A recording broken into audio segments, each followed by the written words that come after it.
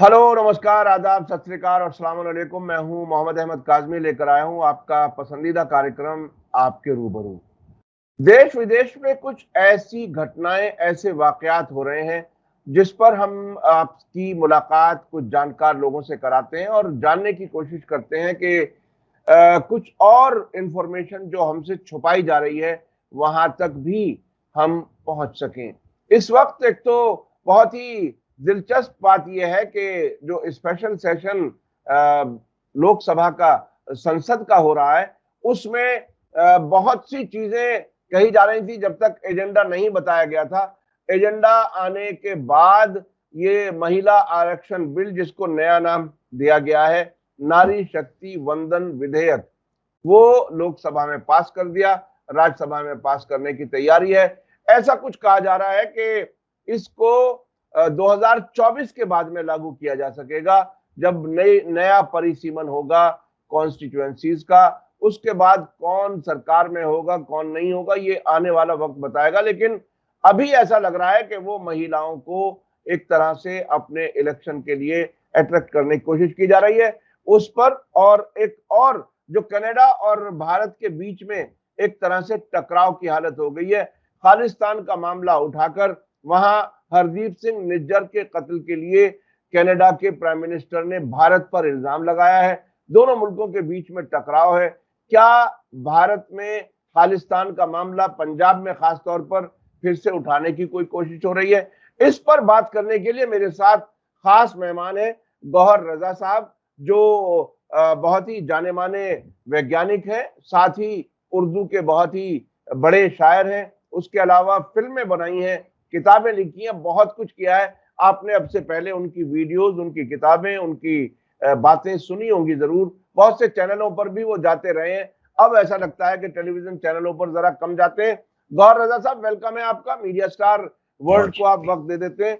आप ये बताइए कि ये क्या हुआ, ये जो स्पेशल सेशन, उसके उसमें एजेंडे का ना बताना, फिर अटकलें ये लगना कि शायद संविधान बदलने की बात होगी, शायद हिंदू राष्ट्र की कोई शुरुआत हो जाएगी। अब आखिर में ये महिला आरक्षण बिल, और मुझे लगता है कि इसके अलावा कोई बहुत बड़ा कुछ नहीं होने वाला। लेकिन फिंगर्स क्रॉस जैसी हालत में सब लोग अब भी हैं। आप इसको कैसे देख रहे हैं? आपने एक खास बात कह दी मेरे बारे में कि टेलीविजन चैनल पे कम जा रहे हैं। बिल्कुल सही है। मैंने जी टेलीविजन के ऊपर, इंडिया टीवी के ऊपर, आज तक के ऊपर जाना बिल्कुल बंद कर दिया है। मैं उनको ना कह देता हूँ और मुझे सारी उम्मीद जो है काज़मी साहब वो, और ये आज से नहीं, अब से 2-3 साल पहले से बंद कर दिया था मैंने, क्योंकि मैं इन चैनल्स को जिन पर नहीं जाता, वो एक लंबी लिस्ट है। अर्नब गोस्वामी की चैनल पे भी नहीं जाता मैं, और कभी नहीं गया। इसके बावजूद कि उन्होंने कई बार मुझे कॉन्टैक्ट करने की कोशिश की। मैं इसलिए नहीं जाता इन चैनल्स पे कि मैं इनको एंटी नेशनल चैनल मानता हूँ। इससे पहले कि वो मेरे जैसे लोगों को या मुझे एंटी नेशनल कहें, मैं समझता हूँ कि ये एंटी नेशनल चैनल्स हैं और ये देश का बेड़ा गर्क करने में लगे हुए हैं और पूरी ताकत के साथ इस मुल्क को तबाही की तरफ धकेलने में लगे हुए हैं। इनका बस चले तो आधे घंटे में ये मुल्क के अंदर आग लगवा दें। तो मैं नहीं जाना चाहता। मुझे सारी उम्मीद उन चैनल्स से है जो अपने खर्चे से, अपनी मेहनत से, अपने रिसोर्सेज़ जुटा करके लोग चला रहे हैं, और उनमें एक मख़सूस चैनल आपकी चैनल है। इसलिए मैं हर बार कोशिश ये करता हूँ कि अगर वक़्त है तो ज़रूर अ, अपने ख़यालात का इज़हार आपकी चैनल के ऊपर करूँ। काज़मी साहब, ये दोनों मेरे एरियाज़ नहीं हैं। यानी ना तो मैं कॉन्स्टिट्यूशनल लॉयर हूँ, और ना मैंने उस तरह से देखा है बिल को, और ना ही मैं इंटरनेशनल रिलेशंस का आदमी हूँ। आप मुझसे कहीं ज़्यादा बेहतर इंटरनेशनल रिलेशंस को समझते हैं और जानते हैं। फिर भी मैं एक इस देश के शहरी, इस देश के एक नागरिक की तरह से जो कुछ घट रहा है, उससे अपने को दूर नहीं कर सकता। और ये बहुत बेईमानी वाली बात होगी कि अपने ख़यालात का इज़हार इन मुद्दों पर ना किया जाए, चाहे एक शहरी की हैसियत से ही क्यों ना हो। मैं ये समझता हूँ कि जहाँ तक ये महिला आरक्षण बिल है। उसका बहुत मुश्किल नाम है, शायद आसान नाम रखा जा सकता था, लेकिन वो टंग ट्विस्टर है। और मैं समझता हूँ कि आम महिला उसको समझ भी नहीं सकती, उसके टाइटल को ही नहीं समझ सकती। पर वो छोड़ते हैं, जिसको इंटरेस्ट होगा वो समझने की कोशिश कर ही लेगा। मेरा मानना ये है कि ये बहुत पहले हो जाना चाहिए था, लेकिन अब हुआ, चलिए हुआ। पर ये बिल्कुल वैसा ही हुआ जैसे कि 15 लाख हुआ। ये देश की महिलाओं के लिए 15 लाख वाला वादा है। यानी ना 15 लाख मिले ना महिलाओं को कुछ मिलेगा, आप ये कह रहे हैं? मैं यही कह रहा हूं, वादा वैसा ही है। हाँ। मिलेगा या नहीं मिलेगा वो आगे आने वाला वक्त बताएगा, लेकिन वादा इस वक्त बिल्कुल वैसा ही है। अभी फौरन इसको क्यों नहीं पास किया जा सकता था? अभी फौरन इसको क्यों नहीं इंप्लीमेंट किया जा सकता था? 2024 में हम क्यों नहीं वो इलेक्शन लड़ सकते थे जिसमें हमारे देश की एक आबादी को, मतलब आधी आबादी को, 33% की हम बात कर रहे हैं 2021 में। 50% होना चाहिए क्योंकि उनकी आबादी 50% है। बहरहाल इस डिस्कशन में जो ना जाते हुए मैं वोट रही हूं 50% का, कि मुल्क में अगर नहीं आ रही हैं 50% महिलाएं, और वो पार्लियामेंट तक नहीं पहुंच रही हैं, तो कहीं कुछ गड़बड़ है, कहीं कुछ गलती है, कहीं हमारी डेमोक्रेसी फॉल्टी है। ये बहुत साफ दिखाई दे रहा है, दुनिया के और मुल्कों की भी फॉल्टी है। तो आप इस पर्दे के पीछे नहीं छुप सकते कि और देशों में भी महिलाएं आगे नहीं है। ये पर्दा मुझे कबूल नहीं। कोई भी देश वो ये नहीं कह सकता कि दूसरे देश में क्योंकि रिप्रेजेंटेशन नहीं है इसलिए हमारे यहां नहीं है। बहुत सारे ऐसे मुल्क थे जहां सारी आबादी को वोट डालने का हक नहीं था। कुछ ऐसे देश हैं जहां आज भी नहीं बराबरी का हक। फिर भी हमने 1947 में बराबरी की बात की। हमने सबको एक वोट देने का अधिकार दे दिया। महिलाओं का जहां तक सवाल है, अगर वो 50% नहीं पहुंच पा रही हैं, तो ये इस मुल्क के अवाम की, इस मुल्क की लीडरशिप की, चाहे वो सियासी हो, गैर सियासी हो, उस लीडरशिप की ये जिम्मेदारी है कि औरतें पहुंच सकें, महिलाएं वहां जा सकें, विमेन रिप्रेजेंटेशन हो सके। तो ये तो बेसिक बात है। लेकिन अब इन्होंने क्या किया है, एक सेशन जब ये जा रहे हैं तब ये बुलाते हैं कि भाई ये हम सारा बोरिया बिस्तरा लपेट रहे हैं और ये हम किसी और के सर डाल के जा रहे हैं, अगर हार गए तो, कि वो इंप्लीमेंट कराएं इनको, इसको। और फिर यानी हमारी कोई जिम्मेदारी नहीं। तब फिर ये सोचने की जरूरत है कि क्या डिलिमिटेशन होगा, उससे पहले क्या सेंसस होगा। एक सेंसस तो खा ही चुके, डेटा जनरेट ही नहीं होने दिया। मुल्क में किसी डेटा ही ना जनरेट हो, आंकड़े ही ना पता लगे, ये कितनी बड़े अंधकार की तरफ किसी मुल्क को भेज सकता है। हमारे पास ये डेटा ही ना हो कि हमारी आबादी किस हाल में रह रही है, कौन लोग कहाँ हैं, किस तरह से जिंदगी गुजार रहे हैं, और ये हैं कौन लोग, गरीब कितने हैं, अमीर कितने हैं, किस तरह से खर्चे चल, ये डेटा ही ना जनरेट हो, तो फिर आप पॉलिसी कैसे बनाएंगे? और क्यों बनाएंगे फिर पॉलिसी? फिर तो भगवान भरोसे छोड़ दीजिए।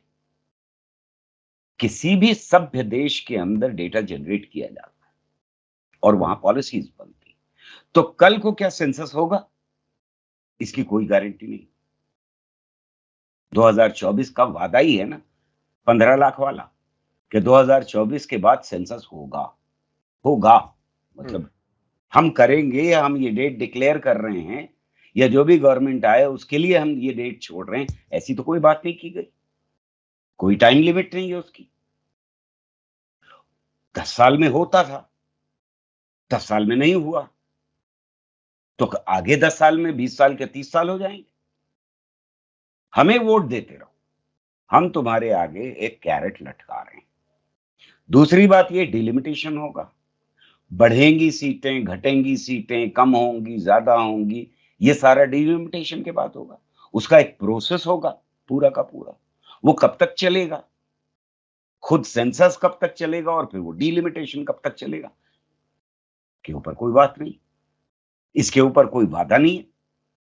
इसके ऊपर ये नहीं कहा जा रहा कि भाई ये टाइम लिमिट हम सेट कर रहे हैं औरतों को रिप्रेजेंटेशन देने के लिए, महिलाओं को इस देश की कुछ है। पर क्या वजह थी कि आप 10 साल खामोश बैठे रहे और एकदम से जब बस्ता लपेट रहे हैं तो आपने ये सोचा छोड़ दिया?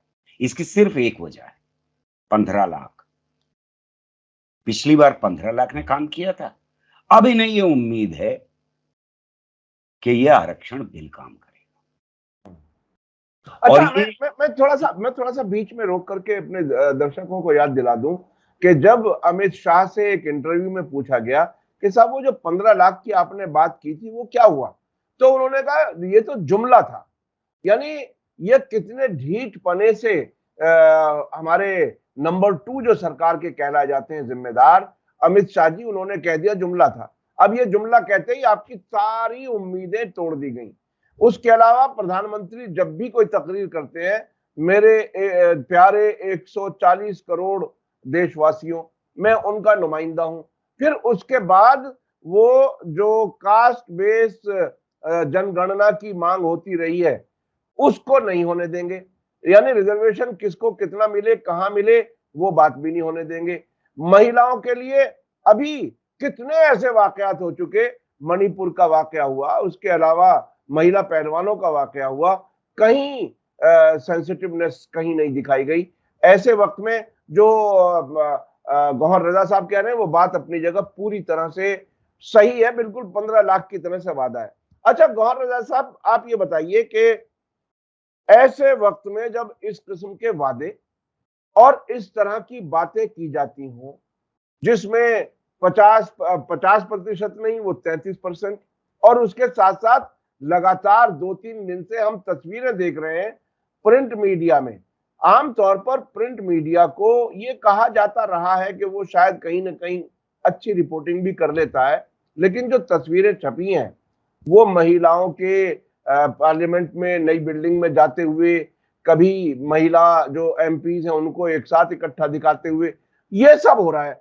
अब आपको क्या लगता है कि क्या भारत की महिलाएं इनके इस झांसे में या इनके इस वादे में कहीं वाकई फंसेंगी? क्योंकि 50% आबादी का मामला है, इलेक्शन में 50% आबादी बहुत बड़ी तादाद होती है।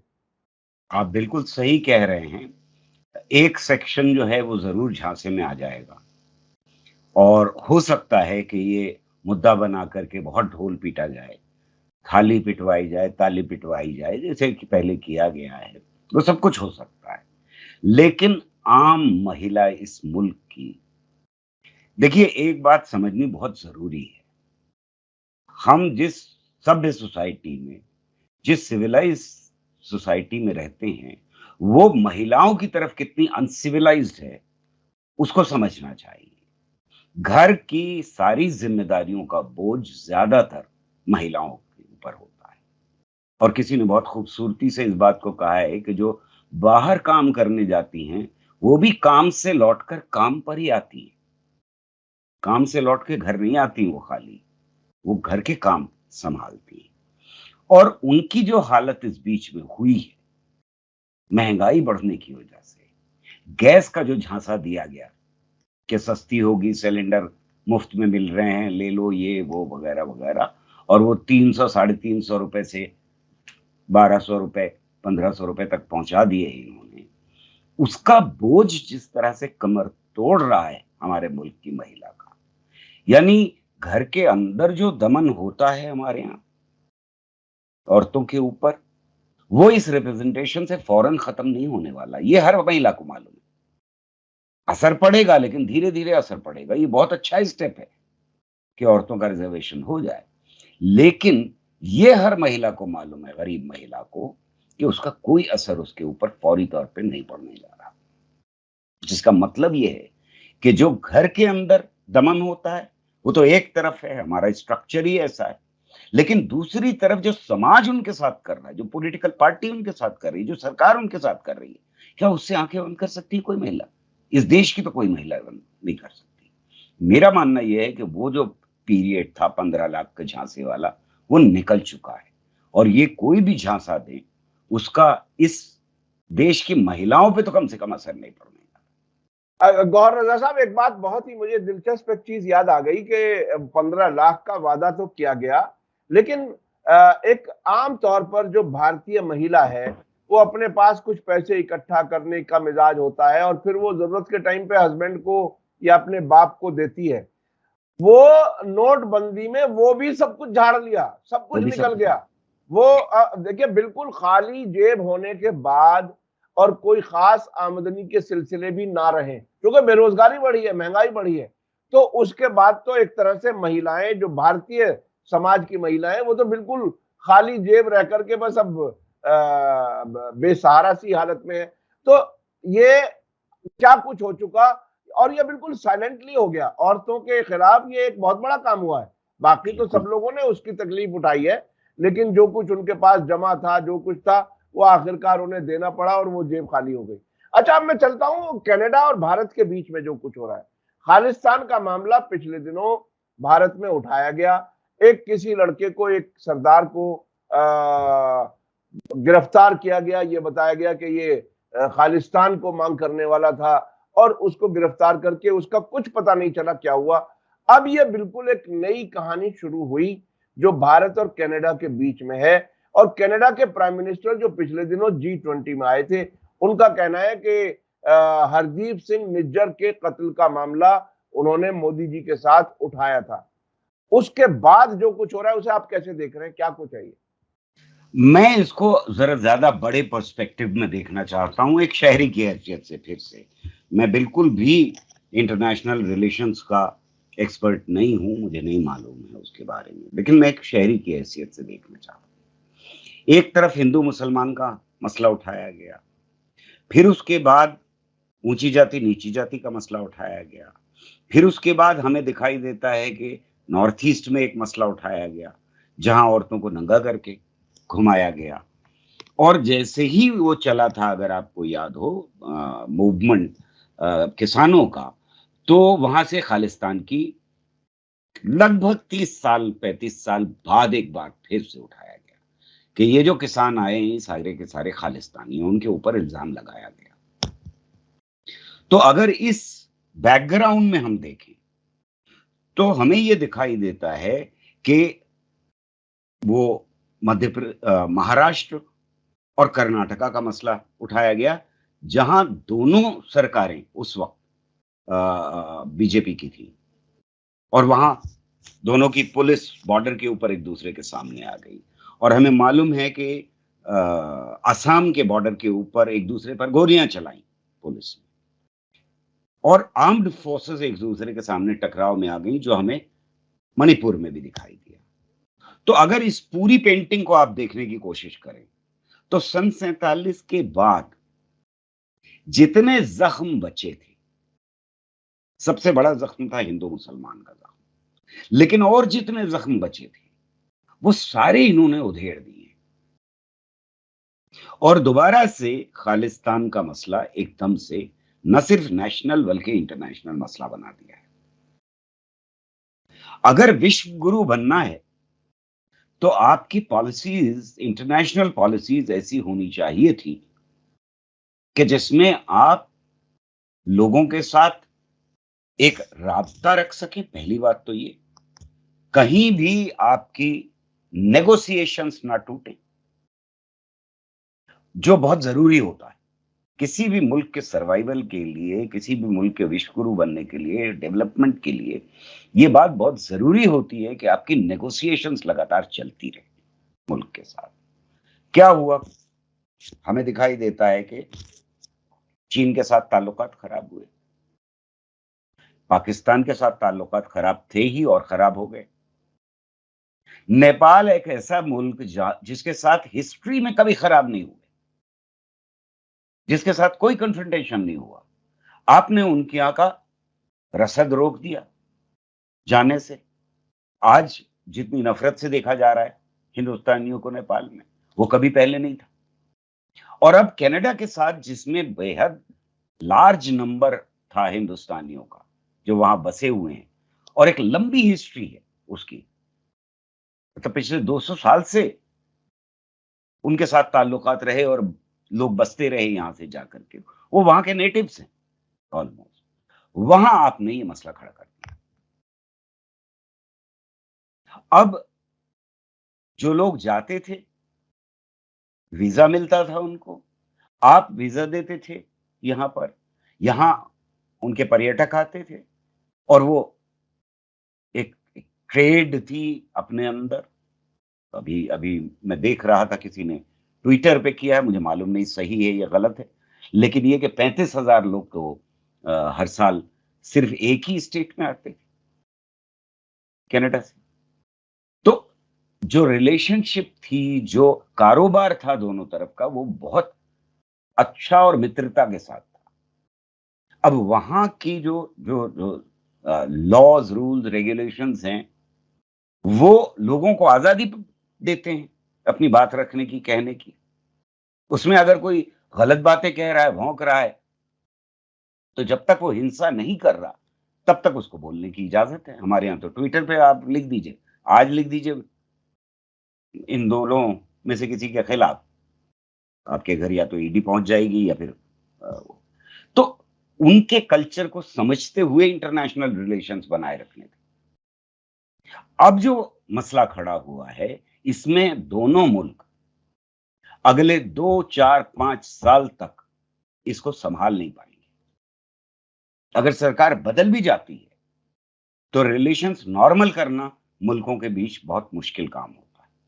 अगर अच्छा, एक बार भी भारत और कनाडा के बीच में तो ये सब हुआ, लेकिन पिछले दिनों जो कुछ यहाँ भी किया गया और खालिस्तान की बात की गई, जैसे कि आपने भी जिक्र किया किसान मूवमेंट के दौरान, उसके बाद सिखों की सारी अहम जो ऑर्गेनाइजेशंस हैं, जिसमें एसजीपीसी भी है, उसमें अकाल तख्त है और मुख्तलिफ जो जिम्मेदार हैं सिखों के, उनकी तरफ से ये बात सामने आई कि हमारे यहां से तो कोई मांग नहीं कर रहा खालिस्तान की, ये खालिस्तान की बात कहकर के हमें क्यों फंसाया जा रहा है। तो ये अब क्या ये भारत और कनाडा की ये कहानी चला करके क्या देश के अंदर सिखों को के खिलाफ कोई माहौल बनाने की तैयारी क्या क्या है? यानी इसमें तो ये बहुत ही इंपॉर्टेंट इशू है जिसे हमें डिस्कस करना चाहिए। आप बिल्कुल सही कह रहे हैं। इसमें बहुत सारे शक पैदा होते हैं कि भाई अब पुलवामा नहीं हो सकता, अगर कहीं बम फटता है तो उसका शायद उल्टा असर हो, अब अगर कहीं अटैक होता है टेररिस्ट तो उसका उल्टा असर होता है। ये कौन से खालिस्तानी टेररिस्ट हैं जो इस वक्त, जब बीजेपी क्राइसिस में है और ऑपोजिशन यूनाइट हो रहा है, तो एक ऐसा हाल पैदा कर रहे हैं, और वो भी कनाडा में बैठे हुए, हम्म, ऐसा हाल इस मुल्क के अंदर पैदा कर रहे हैं कि उसका फायदा और किसी को मिलेगा ही नहीं सिवाय बीजेपी के। आप सिनेरियो देखिए इस देश की पॉलिटिक्स का, और इस देश में जो कुछ होता रहा है, कोई ऐसा अटैक नहीं है जिसका फायदा बीजेपी को ना हुआ हो। टेररिस्ट अटैक, कोई ऐसा दंगा नहीं है जिसका फायदा नहीं हुआ। 2002 के दंगे ने एक प्राइम मिनिस्टर दे दिया इस मुल्क को, किसको फायदा हुआ? और इतना एक आदमी को फायदा हुआ कि उसकी पार्टी के वो लोग जिनको लग रहा था कि अब वो प्राइम मिनिस्टर होने जा रहे हैं, उनको बर्फ से लगा दिया गया। तो ये कैसे टेररिस्ट हैं? मुसलमान हो, सिख हो या नॉर्थ ईस्ट वाले हों, ये कैसे टेररिस्ट हैं जो हमेशा इन्हीं को फायदा पहुंचाते हैं? ये कहीं कुछ तो शक पैदा होता ही नहीं इन चीजों को लेकर के कि भाई ये हो क्या रहा है। यहां पर जो बिल्कुल मांग नहीं उठाई गई, जिसकी बात नहीं हो रही, जिसकी सिख ऑर्गेनाइजेशंस लगातार निंदा कर रही हैं कि कोई खालिस्तान की मांग नहीं है, वो एकदम से वहां नहीं, कनाडा में नहीं, हिंदुस्तान में एक मसला बन जाता है। इसका क्या मतलब है? क्यों? अच्छा, आपने आपने नॉर्थ ईस्ट का, मुसलमानों का कई का जिक्र किया। पुलवामा में जो इतना बड़ा जो जो वो पहुंचा, जो धमाका खेज मटेरियल, उसके बारे में आज तक कोई तहकीक सामने नहीं आई। उसके बारे में कुछ कुछ कुछ सामने नहीं आया। ऐसा लगता है बहुत से लोगों को शक है कि शायद ये कराया गया। खैर, तो ये इसका अंजाम क्या? अब जो है देश में, जैसा कि आपने कहा कि अब पुलवामा नहीं हो सकता और बहुत सी चीजें नहीं हो सकती, तो ये कोई नया शोशा उठा करके खालिस्तान वाला मामला उठा के ला रहे हैं। इससे ये भी महसूस हो रहा है कि शायद इनके पास इनकी मर्जी के लोग अब कोई इनकी खिदमत करने के लिए भारत में, पंजाब में कोई शायद तैयार नहीं हुआ। नहीं तो कोई एक पटाखा यहां छुड़वा करके और कुछ कराया जा सकता था। ये कनाडा की कहानी चला करके यहाँ के लोगों को किस तरह से नफरत का एक तरह से टारगेट बनाने की तैयारी, क्या इसे और थोड़ा सा बता सकते हैं? मेरा यही मानना है कि देखिए, जैसा मैं कह रहा था कि हर बार कहीं पर इस तरह की बात होती है जो नफ़रत से लैस है या कहीं पर हिंसा होती है, उसका फ़ायदा बीजेपी को हुआ है। लगातार हुआ है, आरएसएस को हुआ है और वो उसको उसको मुद्दा बना करके सबसे ज़्यादा ऊँची आवाज़ में चीखना-चिल्लाना शुरू कर देते हैं, जो ट्रोल आर्मी ने शुरू कर दिया है इस मसले को लेकर के। अब मुझे आप ये बताइए कि ये दोनों नाव में तो भक्त पैर नहीं रख सकते। एक तरफ वो ये कहें कि हमने घर में घुस के मारा, जो चल रहा है सोशल मीडिया के ऊपर, कि भई हमने कहा था घर में घुस के मारा, और दूसरी तरफ हम ये कहें कि नहीं हमारा तो कोई है ही नहीं, हम पे झूठा इल्ज़ाम लगा रहे हैं। दोनों तो नहीं चल सकता भाई। मैं ये समझता हूँ कि टेररिस्ट दुनिया के किसी भी हिस्से में, वो खालिस्तानी हो, वो मुसलमान हो, वो हिंदू हो, वो सनातनी हो, वो टेररिस्ट होता है मेरे लिए। मेरे लिए सारे टेररिस्ट एक जैसे हैं, उनकी मानसिकता एक जैसी है, वो सोचते एक तरह से और उनकी पॉलिटिक्स भी एक तरह।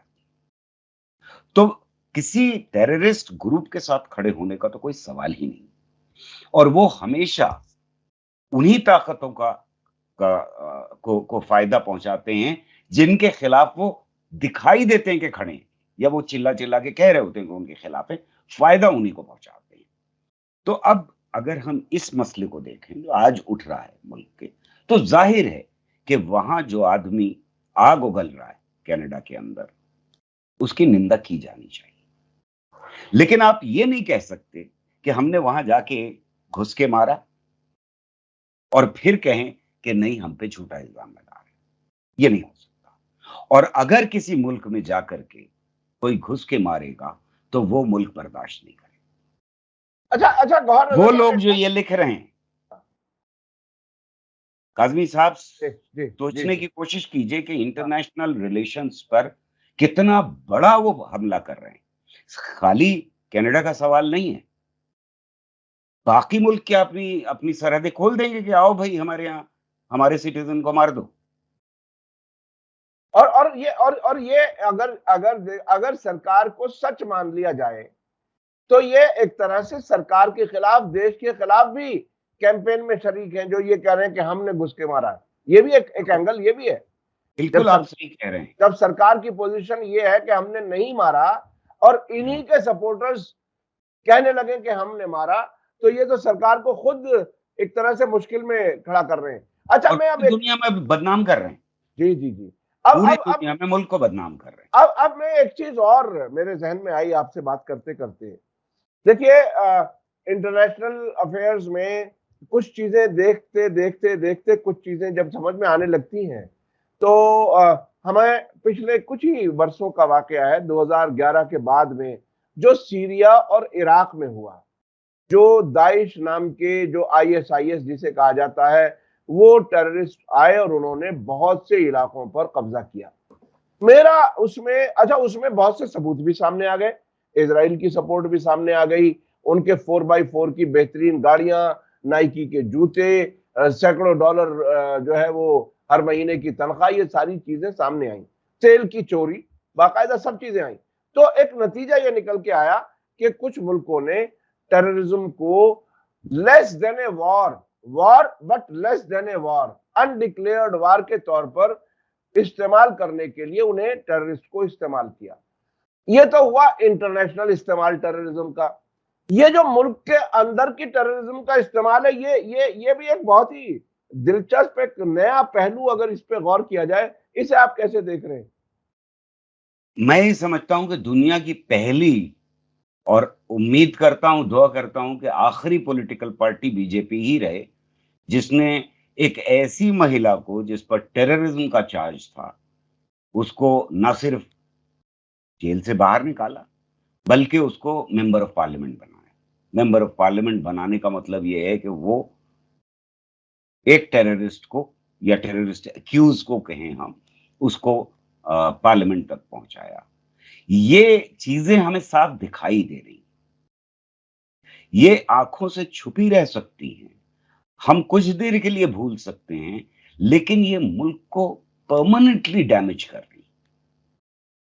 एक तरफ तो जो कुछ हो रहा है अभी, जो ये भक्त जो हैं वो बिना सोचे समझे ये बात लिख रहे हैं ट्विटर के ऊपर कि हमने घुस के मारा, और दूसरी तरफ एक टेररिस्ट को आप मेंबर ऑफ पार्लियामेंट बना दें, ये ऐसा नहीं है कि दुनिया की नजर में नहीं है। ये तो पाकिस्तान ने भी नहीं किया कि किसी टेररिस्ट को किसी पॉलिटिकल पार्टी ने वहां की पार्लियामेंट का टिकट दिया हो। ये सिर्फ हमारे यहां हुआ है। टेररिस्ट तो और बहुत जगह भी हैं, जी जी। पर ये हमारे यहां हुआ है। ये जो खतरनाक चीजें हैं, यानी ये यानी टेररिस्ट को इनाम देना, टेररिस्ट का नाम महिमा मंडन करना जिसे कहा जाता है हिंदी में। क्योंकि तुम हमारे हो, हाँ। इसलिए तुम्हें टेररिज्म की छूट है। तुम बॉम्ब ब्लास्ट कर सकते हो, तुम बॉम्ब बना सकते हो, और एक मिलिट्री वाला ट्रेनिंग भी कर देगा। तो ये जो डेवलपमेंट्स हैं ये बड़े भयानक है।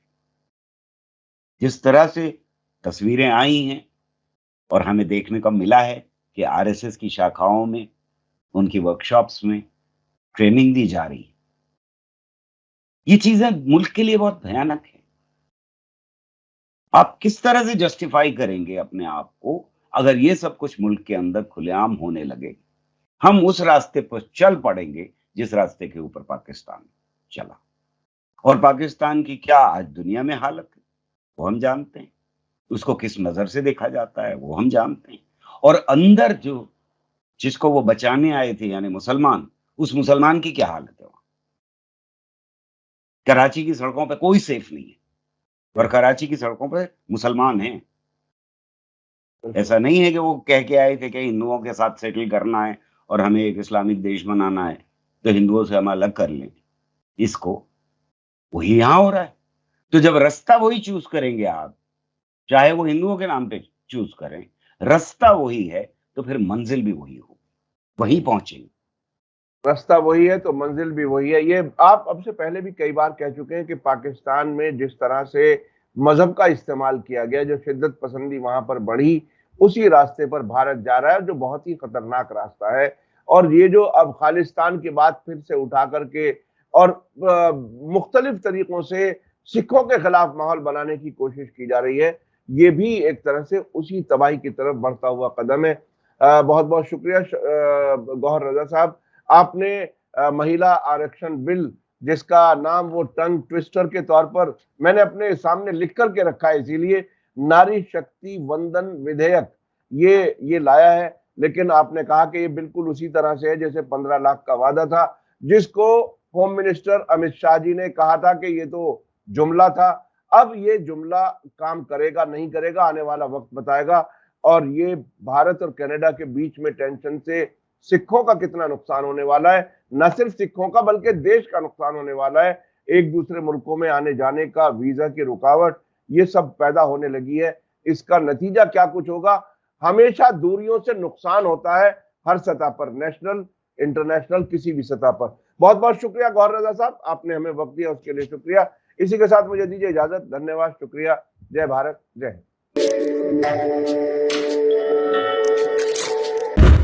मीडिया स्टार वर्ल्ड के और वीडियो देखने के लिए हमारे चैनल को सब्सक्राइब करें और सीधे नोटिफिकेशन पाने के लिए बेल आइकन दबाएं।